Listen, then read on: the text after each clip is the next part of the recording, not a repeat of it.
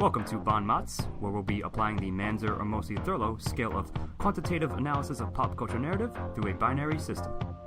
Or MOTS! This podcast contains spoilers, mature content, and language. Viewer discretion advised. Hello, and welcome to a special episode of Bon Mots, where we decided to do this once we heard that Wes Craven had unfortunately passed away.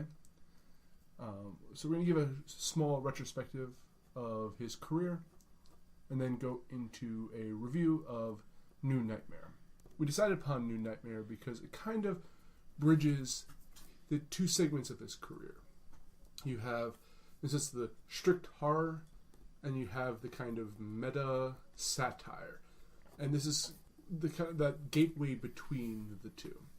I'm Jonathan E. Manzer with Scott Thurlow. Hello. Stephen Hermosi. Hi. So we're going to go over first a couple of the famous films Landmarks. he's made. He started off with one of my favorite, is Last House on the Left.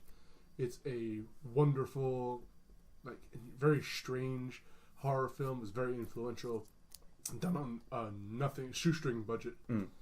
And we also have the Hills Have Eyes series, Swamp Thing, Nightmare on Elm Street. I think he did the first one and was at least a producer, A part of... and a writer for several of the other ones to come. Yes. And he also did The New Nightmare, of course, which we're doing. Serpent and the Rainbow, which I remember watching on the Sci-Fi Network back in the day. The People Under the Stairs. And I think in the modern world, he's known for Scream. Among the generation after us, Yeah. that's what people will associate with his name. So, as I said, I love Last House on the Left. What about Scott?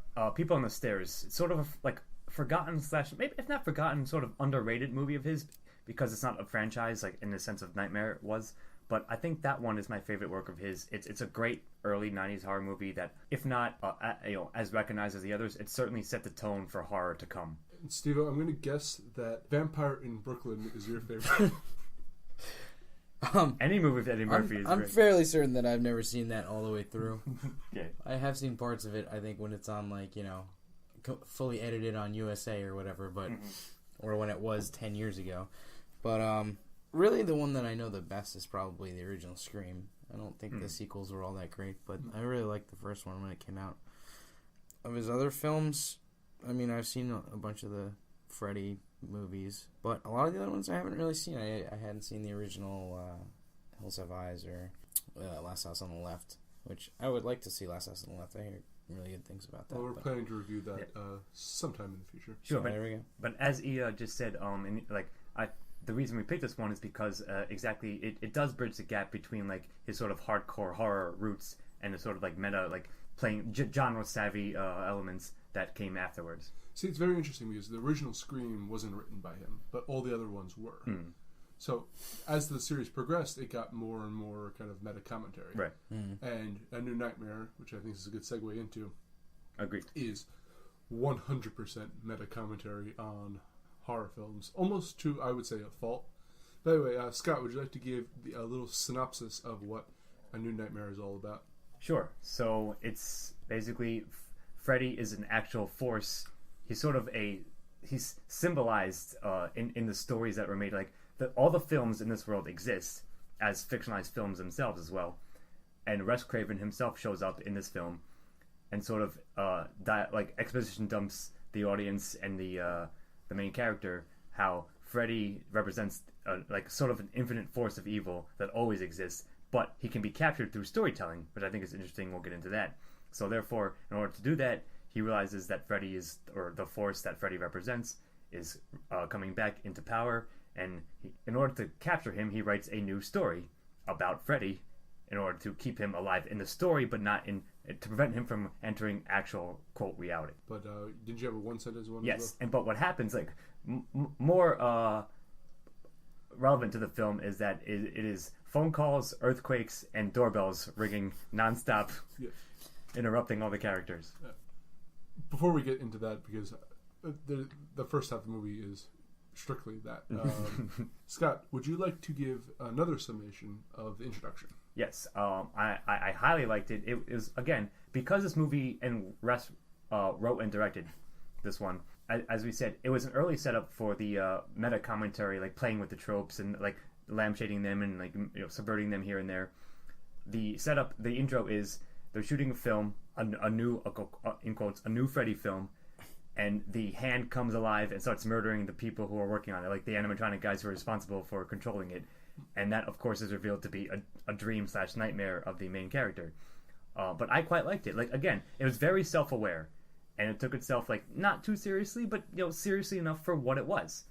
And it was a great setup, and classic, like knowing the history of itself of the franchise, it used that to set up what actually was going to happen in this plot. I'm actually kind of disappointed that the rest of the film didn't follow the setup of the introduction. Yeah, because if it was a film about Freddy picking off people working on a film about him, I feel like they were intending that and then veered off course as the story was being written. I see what you mean. Yeah. But it set it up very well. And I believe in other Freddy films, he only can kill the person who is having the dream of him. Yes. But in this one, they set it up that other people's dreams can be affected, yeah. Like the people they dream about. So the two well, it's next level. Yeah, just disappear, sort of. And it's heavily implied that they died from the dream. Right. I thought it was a very effective opening. I agree with that. Yeah, the opening was pretty good. They shortly thereafter veered into very bad, just really manic stuff. But the intro itself was pretty good. Like the open on the bench, and all the tools there, and the hand, coming to life. It was an effective opening to a Freddy movie. I also like how they didn't. It wasn't apparent it was a dream at first, and then the dialogue starts to get a little bit weird. Like they're talking about how they build the hand, and they're using like the sinew of Dobermans, and biomechanical Doberman tendons or whatever. Yeah. It's like I remember someone while watching it was like, "Did they just say from the Dobermans?" And then, of course, then the dream becomes apparent. So I thought it was a nice kind of slow build to understanding what this movie's about. It's subtle subversion, and it was well done in that respect. So, what is everyone giving it? I'm giving it a 1. I will give it a 1. And I, too, will give it a 1. All right, Mr. Amosi. Okay, so the body of this is, like I said, it starts off incredibly manic. It basically stays that way throughout, but it gets a little less annoying. The first 10 minutes of this, after the intro, it starts off with they wake up from that original dream that we just spoke about to an earthquake, and then as soon as the earthquake is over, the doorbell rings, and then the phone rings, and then the doorbell rings again. And then there's another phone call, and then Freddy calls like 3 times in a row. And then there's another earthquake, and then the driver of the limo calls, and then somebody's at the door. It's like it's nonstop, so ridiculous. It doesn't actually give you any like characterization of the people there. I don't think. It's just like, all right, let's just throw 1,000 things at this woman who, if you're familiar with like previous history of the films, and like this becomes apparent later on, the main characters from the first one, and like there's a bunch of other. It's the actress. The actress, right, legitimately playing herself, who played Nancy in right. first, and a bunch 1 and 3, and a bunch of the other actors from the series are there as well. But mostly the body is just Freddy showing up, getting stronger, everybody getting more tired and like scared, and a standard Freddy movie. Pretty standard. And they talked about a lot of meta things because it was a very meta movie. To go to the point, to your initial point about the manic, it was almost a slapstick comedy. Exactly. Yeah. They're like, the phone doesn't stop ringing, ring, ring, or like what could happen next, and then like earthquake happens.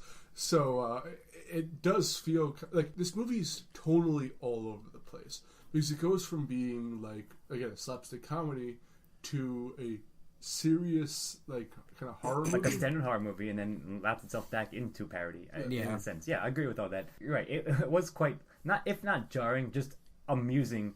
Where literally every 10 minutes, in the middle of like a character, like she's talking to her son, the main character, Heather is her name, the actress playing herself, who played Nancy.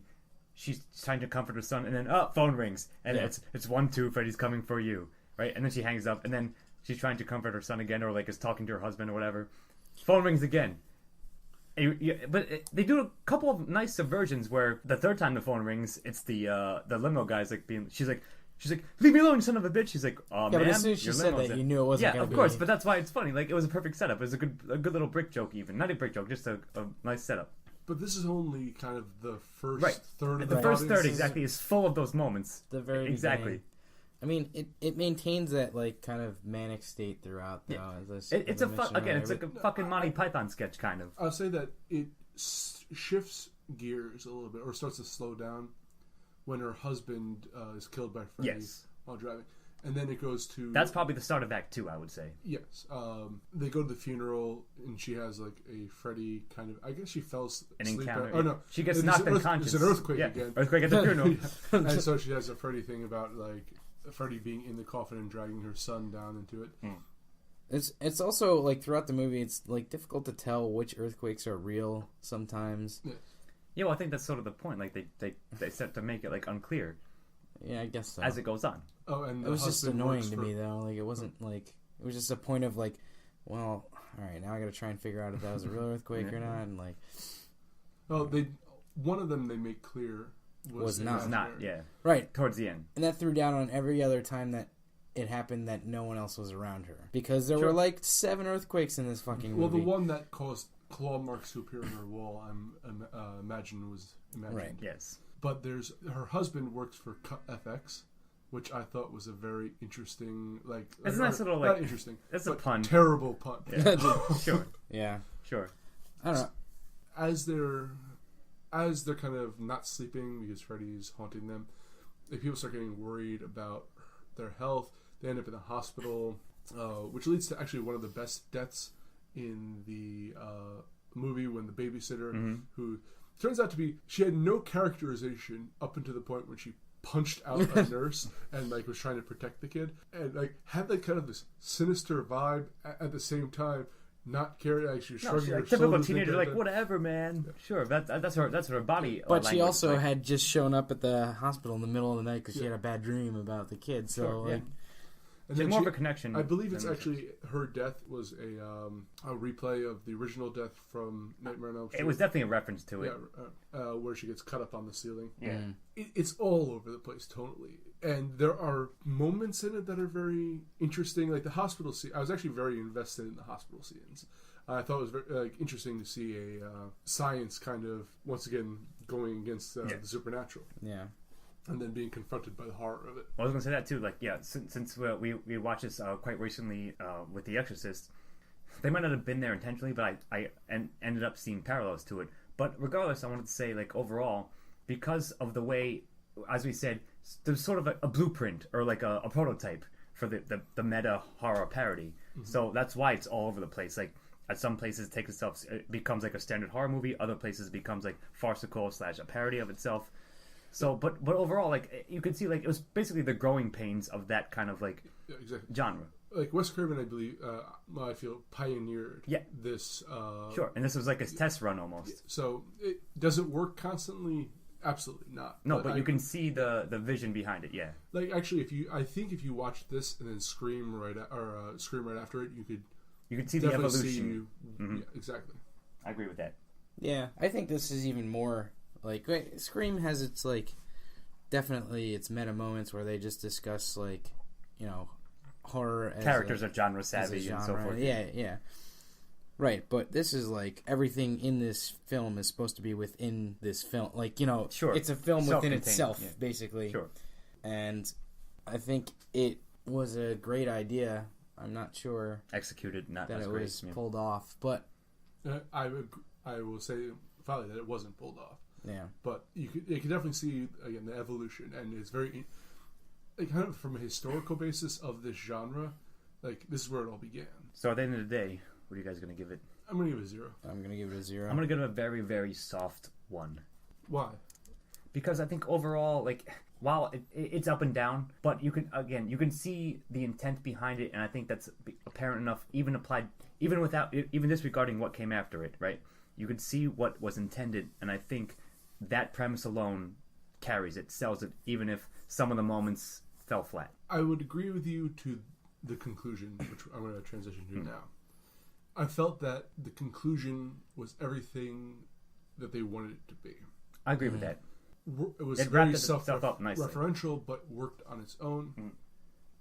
So what happens is eventually they have to go back to the house, where all the horror is happening where they live. And she arrives there, and she's actually friends with, I forget the actor, who is the actor? John Saxon, yeah, who played her father and the sheriff, I believe, in the original Nightmare on Elm Street. They're just friends as actors.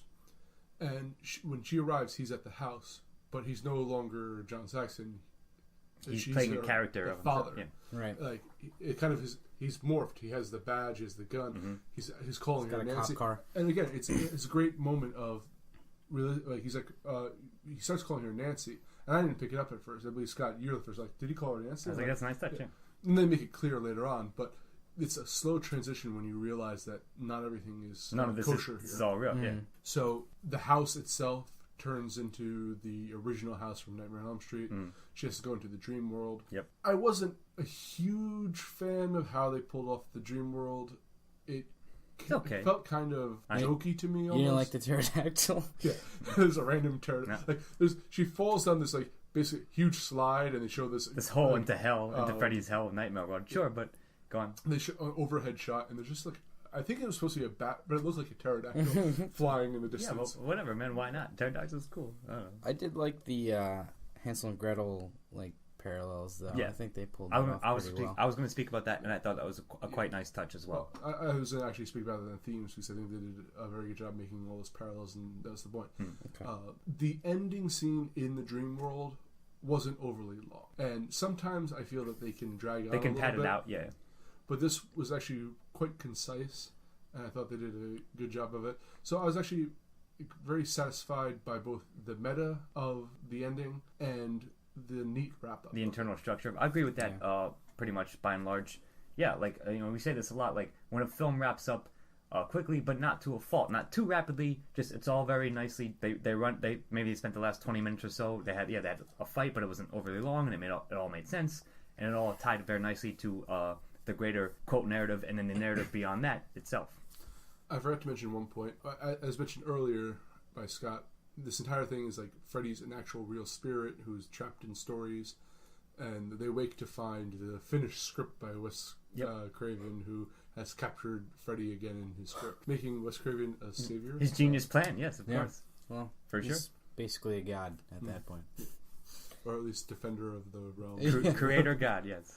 Yeah, I mean... it's a Lovecraft kind of thing. Go on. The whole fight scene at the end, or quote-unquote fight scene at the end, where it's basically just running away, like a la every Freddy movie. Yeah, but which itself is also somewhat of a parallel to the Hansel and Gretel story, and then they outright, like, point that out. They push him in the... Yeah, exactly. I mean, that was the whole point. And then everything fucking explodes. Like, that was kind of annoying to me, actually, that part, but... Oh, it's... yeah. But what's the parallel to when she stabs Freddy in the eye with either a snake or a leech? I think it was Did that happen in Hansel and Gretel? I don't remember. I think that was just... Maybe it was a reference to the Freddy movie, but you might know that. He's the biggest fan and remembers them all more clearly than the rest of us, but anything else about that? No. I'm giving it a 1. I'm giving it a 1 overall as well. I'm going to give the conclusion a 1 also. Okay, so Scott, theme me. Now... I think this is an interesting one. Originally, I was leaning towards giving it a 0 if I'm spitting out my score traditionally, but having said what I said earlier, I think it's a nice one. Again, I took that as a parallel, in fact, to The Exorcist, where some kind of overarching evil force exists, and I thought it was a nice nod / like angle to go with, where you can contain it in a story, which is why, like, the reason the Freddy franchise, in quotes, like, or at least it exists as its own parallel analog in the world of this film, is because the evil is contained in a fictionalized version of itself, and this is sort of a meta step above that, which still includes it. So I think I don't know if that's quite a theme, but it's an interesting idea. Oh, it's definitely a theme. And like the Hansel and Gretel thing was a previous... Right, it's a parallel to that, agreed. But not just a parallel, but like the idea that I think they established that the story of Hansel and Gretel captured the same kind of the thing. witch was an evil force of Freddy before. You're right about that. I agree with that. So having said all that, I don't think there's other, like, it's not trying to be all that clever and have like 5 or 6 themes. I think that's probably like the major one. I don't know. I don't know if I would. And also comment. I think it was. I think it was absolutely, maybe only trying to be clever. To be honest, this movie. This was where the idea of like this meta thing comes in, where it's like, you know, where the idea of it was good, maybe not the execution, but you know, it's kind of this stories have power theme, you know, like this, you know, exactly, the evil in the world can be contained by our stories, like the power of storytelling, I guess, as well. Exactly right, what I'm exactly, say. and that's something that people have been talking about and trying to do forever, you know, since people were around, since people were people, like, you know, trying to contain and like understand the horrifying things in the world by telling stories about them. And you know, I'm sure that was a large part of what Wes Craven went into this trying to do, is like trying to shine a light on that specific aspect of storytelling. Like I said, I think it could have been written better and had better actors, but whatever. My big issue with that is meta works best in a sense for satire in a lot of ways, and I don't know how much actual satire of either horror movies or the film Hollywood business. system. Yeah, it seemed like a framing device more than anything deeper. I see that. I said, you know, I guess we just have to keep in mind that it was an initial template for that kind of thing. So yeah, it had growing pains and stumbling blocks, but I still like the idea of it. The core intent, I think, holds up. Right now, a lot of comedy is referential humor. And this is as much a precursor to Scream as it is a precursor to Scary Movie. Agreed. Because Scary Movie is more kind of, oh, this happened, so let's have or like a kind of Family Guy, like let's just reference something for. So yeah, but that's like wink and nod type stuff. Whereas I think this is... but it's more like it's you've seen this in a horror movie, you've seen this, you've seen this, and they slap it all together. This is saying I'm referencing my previous works for reference's sake. Yeah, instead of a grander point. True. I don't know. That's. I think what he wanted to do was make a grander point. I'm not sure they. No, but there's a point. Like it was a point for that idea that stories are like cyclical, and they have the power. Yeah. But like the idea of it having anything, as Scott made earlier, any point beyond that, and showing, for instance, her repeating the thing of Nancy, being the role of Nancy. I don't know if that had any greater point beyond, or any greater commentary or role beyond just being part of that. Right. Cog. I agree with that too, but I still think again, like it stands up on the surface as it was intended to, at least in that respect. I would agree, but I'm just saying that it's deep and shallow at the same time. Well, I think they do go into at least a good amount, like kind of the idea and the theme of, you know, exercising your past, you know, work. Sure. Insofar as, like, you know, Wes Craven feels the need to write this again because Freddy's cropping up again in his dreams, and like Nancy has to be the one to be the hero because, you know, she has power and story demands it.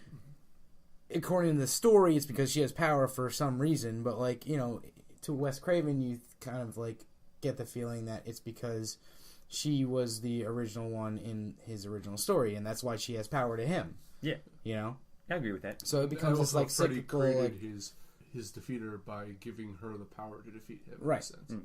Also, what kind of irked me, and I know this is going to be a weird thing to say on a kind of a remembrance video, but did anyone else get the sense that Wes Craven was like self-aggrandizing a little bit throughout this? No, not really. I think it was more tongue in cheek than that. I got that out of it. I don't know. It just kept popping up every now and then. Especially, you know, when he was on screen, I think he knew he's being playful with it. Yeah, yeah, but it's still kind of. I understand it's playful. I didn't think it was ego stroking in the way that I think you're saying, but I don't know. I think that his role was fine. I actually liked him more than most of the other characters. I liked his character more than most of the other characters in the film. All right. So what's everyone's score? Well, either way, I'm giving the themes a 1. I'm gonna give themes a 1 as well. Well, I said one good theme that was well done, so that deserves it. Exactly. All right, so Steven, Freddy, or whatever else you think the antagonist is. Well, the antagonist is obviously sleep, right? The thing they're fighting against the entire film. I mean, yeah, Freddy No sleep till Krueger. Freddy is just a more evil, less tongue-in-cheek version of himself than usual, I guess, in this film. He doesn't make the, like, he's cheap jokes that he usually does, and like, you know, I think that he was pretty effective. And you know, I usually like him as a villain. It's just the rest of the cast around him that sometimes gets a little wearying. But to that point, like I think that like they set it up, like they explain that it's not like Freddy from the films. It's the the force that he represents, and that like they even outright, I believe, a line out is like he's more evil, like more that's the terrifying. That's the whole point. But you know, that's why like it really comes. And I through think it's a smart subversion that he wasn't making all the puns that you would expect out of him. He's just straight up murdering people. 2 points I want to make. I have a question. Do you think that Freddy would be, if you had gone into this movie blind, without knowing who he was? Yes. Yeah. Would he have been an effective villain? Yeah. I think he would be. Probably maybe more effective than, like you. Yeah, I think so. He doesn't get much face time till the end, but like there's always the Yeah, but he's much there's more always a hardcore threat in this of one, him I want to say. around the corner, like there is in every Freddy movie. I think that's one of the most effective things about these films is like he's always the biggest threat when whoever the character is that he's threatening is at their weakest. Yeah. And when they have no way to defend themselves, you know. Now you two say that it's supposed to be a more serious Freddy, and I was fine with that, except for the fact that he sometimes fell into kind of the old bad habits of being punny. But it was way more subdued. I want to say. Yeah, but at times it was way over the top. But he wasn't like, I don't think he was like taunting people with jokes like he usually does, you know. Yeah, like when he stuck his tongue out of the phone, like that was kind of a thing. You're right. That was a classic Freddy moment. But I guess I want to say, the fact that you have Freddy calling up a person on the phone just to talk like that. That's so strange. Maybe he was lonely, man. They were few and far between. I guess I want to say. So those were nods. But between those moments, he was definitely more menacing. You know, and more straight up like an outright like menacing force. Yeah, exactly. than he is. Yeah, than he was before. When he's grabbing the babysitter. Like, do you know how many ways you ever skin a cat or something like that? Yeah. Again, this fall into like the. Sure, it seemed almost out of character for this Freddy, or how they were establishing him to be. Well, it was like this iteration of him, like which depending how deeply or not you want to like look into that, if they intended it or not, I think it was clever enough either way. And regardless, what he represented, and even your original question was if you went into this movie blind. Would you think he's effective? I think you would. It's hard to say that without a bias because we have one, but I still think on the surface, like taken as is, he was a perfectly fine menacing antagonist / force. Yeah, I was good with him. So what are you guys going to give? So therefore, I'm giving him a 1. I'll give Freddy a 1. I was initially going to give him a 0, but Scott, your last point about going in blind, I think he would have been effective, and I like the fact that he didn't have much face time in this.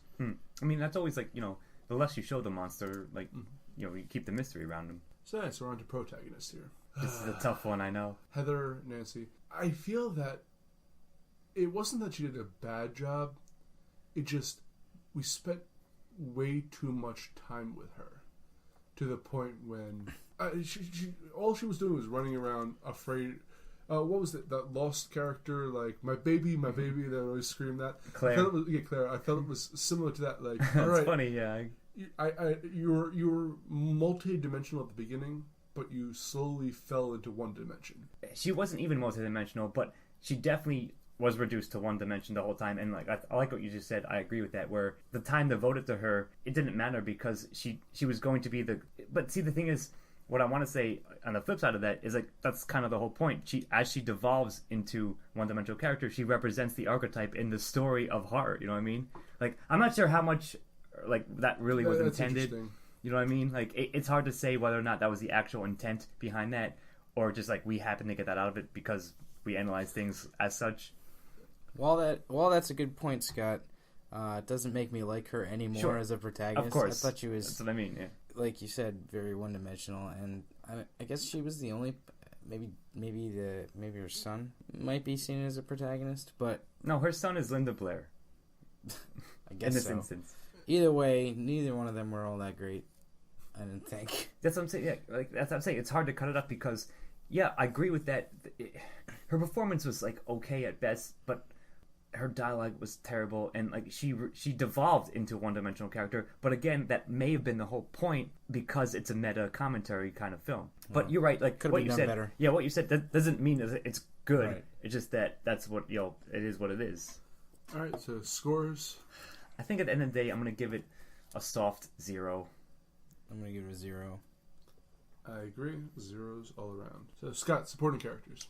All right. Well, Robert Englund gets a 1 on like he's gonna like eclipse almost anybody. But as Steve-O spoke to earlier, Wes Craven also did a great job playing himself or playing a version of himself, trying to contain Freddy in a new script because he's having nightmares himself from this evil force. He's apparently figured it out that Freddy is in fact an unstoppable evil force that manifests itself over and over in humanity, and he's figured out a way. He's in a position to cage it. He just has to write a script for it first, which is this movie, of course. But even that, like John Saxon playing himself, that was fine too. It was all good. So I think they all did a perfectly. They filled out the world of horror of this plot and genre, yes, that you've seen before, but they served the roles well. And it was a nice touch that they brought in the actual people, that were originally responsible for bringing this franchise to life to play a parody, sort of, again, satire of itself. At times, it actually did feel like a reunion. Yeah. And I think tonally they were trying to go for that. Like, it seems that Heather and John Saxon had an ongoing friendship, actual, but Robert Englund and her hadn't seen each other for a while. And yeah, so it was a bit awkward, and she was like, "Oh, nice to see you," but they afterwards he goes, "Oh, see you later," and just leaves. So yeah, it was all nice touch. So I'm gonna they fleshed it out well enough, and again, all of that was a wink and a nod in and of itself. I mean, I think this whole movie was a wink and a nod, but. Yeah, sure, but I did enjoy Wes Craven and Craven in England. In fact, I think it'd be awesome if they had their own buddy cop movie. Just those two guys as their characters in this movie. Yes. Otherwise, I don't know. The supporting cast was fairly forgettable. Even Saxon, who Can I point out someone sure. that was unforgettable? The Actually, nurse who gets punched by 2 people. She was fantastic. I think He's that. more of an extra, I think that. So, spoiler alert. I'm going to give this a 0, but I think that I would have given it a 1 if if the stuffed dinosaur actually fought Freddy at some point in this film. I would have given the dinosaur. Then he would become an actual character and not a prop. Right. Sure. Exactly. I also, to go to the non kind of, I guess, horror celebrity. The babysitter did a fine job, and especially towards the end, she made the most of what she had. Of what her character represented, sure. Or the archetype. I love the black nurse. I thought she did a phenomenal job being this kind of authoritarian nurse. Mm-hmm. And I know you don't like him, Steve, but I actually enjoyed the husband as a character, and I kind of wish he survived because considering how bland Heather was at times, he at least had some energy to the role. He had some personality. So I agree with that. I was actually kind of sad that he kicked the bucket in the first half hour. First act, so. yeah. He was a really bad actor. Yeah, but he did have a lot of energy, but he was a bad actor. Fine, but he's playing a victim in a horror Perhaps movie. even worse than Heather herself, or but whatever. I was actually entertained by his performance. I actually liked him in the opening scene, and I thought I was gonna like him, and then the next scene where he fell flat after the earthquake, after the initial earthquake, I was just done with him. I was glad that he died. Fair enough. Okay. Do you think that's her actual husband in real life? No. I bet no. Steve-O. Yes. Here's a fun one for you. Wait, did we say our scores for this? Oh, well, I'm giving it a 1. I'm giving a secondary 1. I'm going to go 0. Steve-O, here's a fun one, as I just said. Dialogue. What is your opinion about the fantastic artwork that is... The masterpiece that is this dialogue. Script. I feel like Wes Craven fed an idea into a computer from 1995 and asked it to write dialogue for him. It was some of the flattest dialogue, maybe not ever. I've seen much worse, I guess. But let me put it this way. It was like your standard bad horror movie dialogue. But for a film that had such greater aspirations, I wish it was a lot better. Sure, but again, we can debate ourselves down a rabbit hole. is that the point of it to point out the terrible dialogue of horror films, or is it It just fucking lazy? shouldn't be. Is It was just like, bad. lazy Because thing? the thing about it is, comparing it to the rest of the Nightmare on Elm Street franchise. Yeah, but is that Freddy is that a Krueger- fair comparison? Yeah, because it's a sequel to a franchise. Alright, And it's a commentary on that entire franchise Yes. itself. Freddy Krueger has some of We can't have the most quotable lines of all horror movie fair villains. enough. But you can have it both ways. You were asking me before if taken on face value, if I had no other knowledge about the franchise. You know, Well, like then- I see what you mean. Then though. taking that out, it's just flat dialogue. Well, of course I Adding agree it with that. in, But it's you can't even. It's not even the same league as the interesting dialogue that exists in the others. Even if I agree with that. if 90% of the dialogue is bad in another Freddy movie, at least his performance, His will one-liners and yeah. like I'm not saying that the dialogue was amazing either way. It's just that whether or not you read into it as much, you know what I mean. I'm not saying like it makes it great, whether or not they're pointing it out. Like even if they're making a joke about it, it's still bad dialogue. So I mean, I agree with you guys in that sense. I feel like you're trying to attribute layers that weren't really there. Yeah, that's what I'm saying. In terms of that dialogue. And also, if you're looking into that, if you look at Scream, you have a character who points, he uses the dialogue to point out the tropes that go into horror movies. True. So Whereas they, this is they call Yeah, you're right. You're right. to that. Of course, like I was, I think we all agree that it was not great. Whether or not you think that was the intent or the joke, it doesn't matter because it still falls flat. Right. So is that a Zero for me. all around? Yeah. Yep. Okay, and I'm on to one that I have no idea how to answer. Style.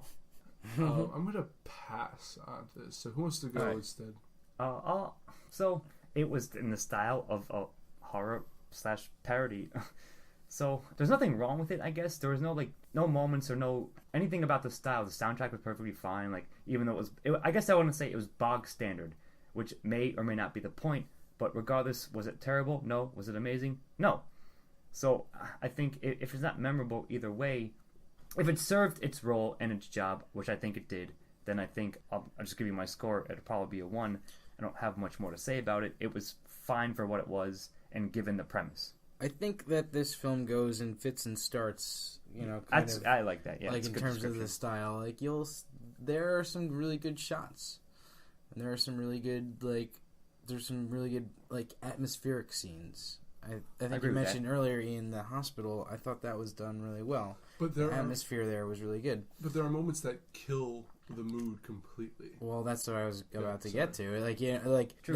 There were these times where there's obvious green screen or just Yeah, but that's sign really- of the times, I guess. I don't know. I mean the Exorcist, which we just watched, I thought was done better than that. At least covered up their use of FX better. There were times where it just felt a little bit lazy, or they just didn't have time to make something look as good as it should have, or I agree with that. they framed something not great, and it just, I don't know. I'm going to try to describe this. At points, it's an effective comedy, and it's not in a sense of a bad movie that you're making fun of. They're actually attempting humor. Sure. There's at times it's an effective horror movie, but it's almost like you're painting with no blending in between. It's it's either one or the other, and With it no feels- transition. Yes, Yeah. and it feels very strange trying to. Horror's all about tension, and you can't. Yes, a little bit of comedy helps, pace, and actually can be very effective to build more tension, done correctly. This one, it's not done correctly, and it makes this movie very in fits and starts. I really think you can use any mix of comedy, horror, heavier on comedy, lighter on horror, or heavier on horror and lighter on comedy. I think for any horror, any effective horror, there are always those scenes that bring a little levity, even if it's not full on comedy. There is scenes that Sure. you have to have scenes that make things lighter, so Break it you up, know yeah. what you're losing when something terrible happens. But I think that you're right. This just couldn't figure out how to be a complete movie. And I don't know. I think that was its big failing, and I think a lot of that was down to the style and like the atmosphere. And Scream didn't much as he grew in this genre, he produced better movies that showed that it can be done. I agree with that. Like I think what you said earlier, fits and starts is the perfect way to describe it, like and stylistically. But even given that, while I do agree with it, I think Wes Craven is Wes Craven, and I think he still knew what he was doing. So I think I'm going to give it a good score at the end of the day, even though we can see the flaw, like sort of the potholes in it. Okay. All right, so is everyone giving it? I'm giving it a 1. A wavering, like a softish 1, but still good enough to deserve a 1. I'm going to give it a 0. I'm going to join Steve on a 0. Sorry, Wes. I gave your movie a horrible. Hey, if we had done Last House on the Left, this would probably get a 10 for me. Yeah. So you can't do a perfect movie. Can't win them all. It's a his gateway movie. Exactly. So, Scott, recommend. Another wavering one for me. Here's the thing, right? Yes, I'm going to recommend it because it goes back to what we said earlier, that it's a clear transition, his segue between old school kind of like hardcore horror, as I said, and genre savvy awareness meta commentary upon it itself. I think it's an important film to see. Like, you can see where he was trying to go with his next step in his career, and you can see the evolution between this and all the Scream movies, especially the first one. So I think it deserves a watch to see. While it may not be the best experience ever, I think it's interesting, and I would recommend it just to fill out your history of horror. I think it is an interesting film, and they, Wes Craven tries to do a lot with a script that has bad dialogue. I mean, but he wrote tries to. I know. Exactly. Oh, I mean, he tries to. Sure. I don't know. I'm not sure that dialogue is Wes Craven's strong point. I think that his strong point was like horror shots. No. I mean, not even that. Just like making a scary story, like putting together a scary story. He doesn't need to have like incredible dialogue for that. However, I don't know. This is one that I would say there are better films to watch. There are better Wes Craven films to watch. I probably I just said that, yes, but I mean, so that being said, I can't, and it's long. It's 2 hours long. Fair enough. I can't, like I said, in good conscience, say that you should, spend 2 hours watching this film when there are certainly better ones that he has done. That sure, like I said, it's a wavering one, but I still think I would say see it. If you're a 13-year-old looking to get scared, turn off all the lights and watch this movie, or watch a better scary movie. All right. I'm gonna give this a 0 for the same reason I gave another movie. I forget which one it was though, but it's the same point. This is, if you're into horror, if you're into kind of like the history of horror, this is like a historical movie you should see, because it really, as Scott pointed out, it's that kind of transition. This is the birth of kind of the meta horror genre. If you're a Freddy Krueger fan, go watch Freddy's Dead, go watch Dream Warrior, go watch the original. Fair enough. I think that this would be a disappointment to someone who's had if watched you're expecting the rest that of kind of film. Yeah, that's like true. the jokey. Yeah, if you're watching all the Freddy films in order. If you're looking for Freddy Krueger to turn someone into a cockroach and crush him in a roach motel, look elsewhere. Yeah. Fair enough. As for horror, I think there are better horror films out there. But again, I think that this is important for historical reasons. Right. But that's why I recommend it. But that's I did this for another one that I thought was an important movie to see for historical thing, but for a general the public, strength of its own merit, maybe not. Yeah, sure. Okay. And I also wanted to give a kind of a last thought on Wes Craven. I think he's a very great visionary director in the sense that innovative director. Hills Have Eyes, Nightmare on Elm Street. He's Scream. He's established. He's the grandfather of the genre, I would say. Yeah, he's great at creating the original, and then when people go off and do great works with what he is, the foundation he's laid. Right. And I think that's what his lasting legacy there. He's developed some great characters. He's developed some great, again, it's a concept, but was the execution for this one? I think the execution was poor. I agree with that. Certainly his vision stands the test of time. If not the execution from film to film may not always be exemplary, but certainly his influence reaches far and wide. Yeah, and you could see, I mean, the fact that I didn't like this film really overall says nothing to the fact that it was really innovative and a really, out there idea that, I'm sure something similar had been done before this, but it was done with, in the middle of this huge franchise that he had, he just good point. That's a very good point. He just threw the. I guess it was right after Freddy was supposed to be dead, or a couple a few years years later or something. Actually, I forget which one that I have first, but nonetheless, from what I understand, he was kind of tired of doing horror movies and wanted to branch out on them, and this was his first attempt, breaking through, and then Scream allowed him to continue that exploration that he wanted to do. So is this kind of his pet project, kind of like where he wanted to go with the genre? And again, it's very interesting. And I think I even grade this a little bit tougher than I would, a standard horror film, just because I like the idea that he's trying to, that he was trying to put forth, and like, of course, I want to see that come across the best that it possibly could. Similar to something that, I would hope to, like, an idea that I would hope to have and, like, try to do. So, of course, I'm going to be harsh, because fuck me. Sure. That's all completely fair. And, like, I think, as we said, I'll try to rephrase it, the vision was definitely there, and you can see, what could have been done. It's just that it was an early iteration of that, so therefore it may not, it took him a bit to get to the plane that he reached eventually. But I still think, to answer the last question, it's an important landmark in the transition between, straight up horror to self-aware horror. Right.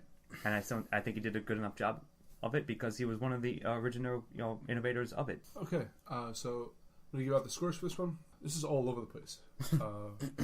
Which is odd for us. Mm-hmm. But, Steve, you gave it a 4. I gave it a 5, and Scott gave it an 8, which gives the total aggregate score of a 5.66. I think that's pretty about right. But I also think that... Even though I gave it an 8. Yeah, no, but I think that this is one of those kind of polarizing movies almost. Right. That you can hate this, you can love this, or like respect this. You can respect it for what it is, even if itself is not pulled off all that amazingly. Mm-hmm. So I think that's very fair. Wes? Here's to Wes. Yeah, you're a great man. You'll be missed. Cheers, sir. And you're with Scott Della. See you next time in your nightmares. Stephen Amosi. Bye-bye. And I'm Jonathan Ian Manzer. And you forgot the power glove! This has been Bon Mots. Thank you for joining us. We'll see you next time. Music by Chris Morgan. Editing and engineering by Scott Thurlow. This has been a Los Angeles production. All rights reserved.